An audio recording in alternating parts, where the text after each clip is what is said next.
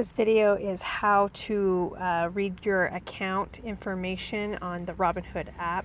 As you can see right now, I'm in the portfolio menu. It tells me exactly how much money I have in both cash and in stock value. That's very easy to read. It also tells me how much money that I've made for today.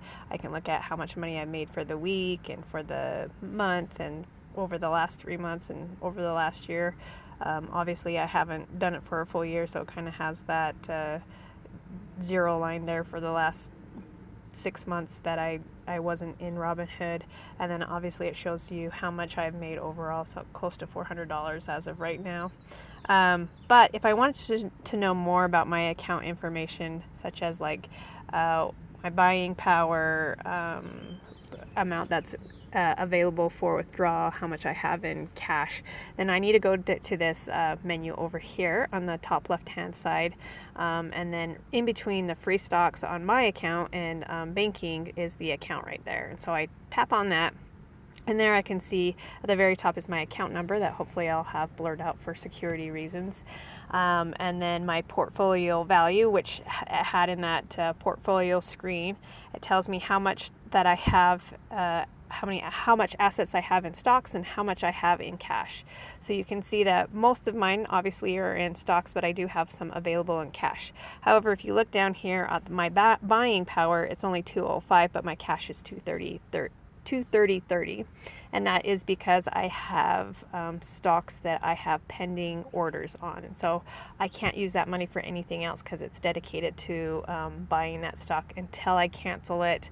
That is where it is. But you'll also see that I have on here, it shows me what are my withdrawable funds and also what are my instant deposits. And what that means basically, and I can click here to get a little bit more money or more information, and basically this is the amount of cash I may withdraw from my Robinhood account. So right now I cannot withdraw any cash from my Robinhood account, and there's reasons for that, and that means that's because anything that I sell must remain in my account for at least 5 days, and so on the 6th day it's available for me. Sometimes it even takes 3 days for it to settle, which they would be available for withdrawal. So just know, if you sell a stock, it's not available for you to withdraw immediately. So if you are needing money in this Robinhood account to be very fluid, then you need to make sure that you have a lot of money that is available in cash that you don't touch and that you don't use for trading back and forth during the day. And then also, if you are on the instant deposit with Robinhood, if you deposit $100 in or $200 in or $1,000 in, you cannot get that money back out for 9 days. So there's 9 days in between when you deposit that in. So if you're depositing money and you think you might need it again a little bit later, you may not want to do that because it won't be available for that 9 days. So those are some very specific things that you need to know about Robinhood when you're using that money. If you're needing to withdraw that for any reason, you need to make sure that you are not putting yourself in a position where that money would not be available to you. So instant deposits, when I put in money, it's instantly available to trade for me. So if you don't have this activated on your Robinhood account, you have to wait for 5 days for that money to be available to you. And that's somewhat annoying if you see a great deal and you hurry and want to purchase a stock. If that money is not available to you, then that could be very frustrating to you. So I do have that instantly available, but the downside to that is that you do not have, that cannot automatically come back to you right away. You have that 9-day waiting time. And then also another downside, if I deposited $2,000 into this account, I only have $1,000 that is instantly available. You have to wait 4 to 5 days for the rest of that money to be available to you. So if I deposited $2,000 one day and $1,000 the next day, that $1,000 is going to be immediately available, but that other $1,000 and the next $1,000, it takes that 4 to 5 days to be completed. So you must know that too when you're depositing money in the instant account. Things are different on Robinhood Gold, and we'll talk about that in a different video. But this is if you do not have the Robinhood account. So right now I only have the 205. If I wanted to increase my buying power, of course, then there's the option of Robinhood Gold, and like I said, we'll talk about that later. Here again is a little bit more about the withdrawable funds. I have $230 in cash.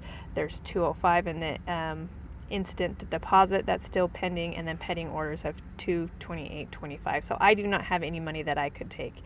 But if I wanted to say free up some money so I could buy some stocks, I could look at what my pending orders are. And so I can say, hey, I have something to buy Stag, I have something to buy PSEC. If I wanted to go in and cancel that so I had more money available, I could click here on the bottom, and I don't want to click on it, but I could click here on the bottom and cancel that order, and that would free up $26.95 for me, so I could have that money available to buy another stock if I saw a stock go for a really good deal, if it was down and I wanted to buy it.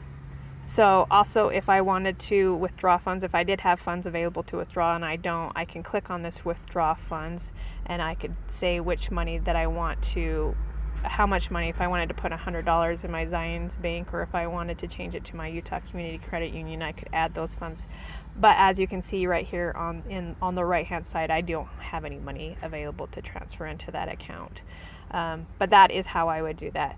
Now this is the day trade setting, because I do not have $25,000 in my account. I am limited on the amount of day trades that I can do. So if I buy a stock or sell a stock in the same day, then this would put a little, so if I did it on like Ford, then I'd have a little F right there in the little circle thing. I do not do day trading.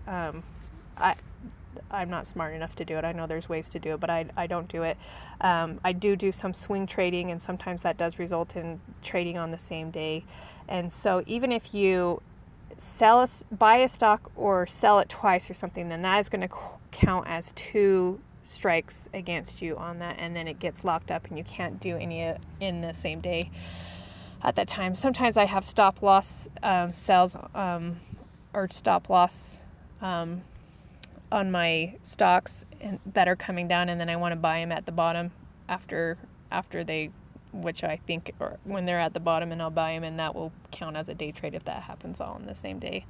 And then also it has account statements every month that you are doing Robinhood. It will give you different account statements for the day or for the month, totaling all of your transactions for the month, and then also tax documents.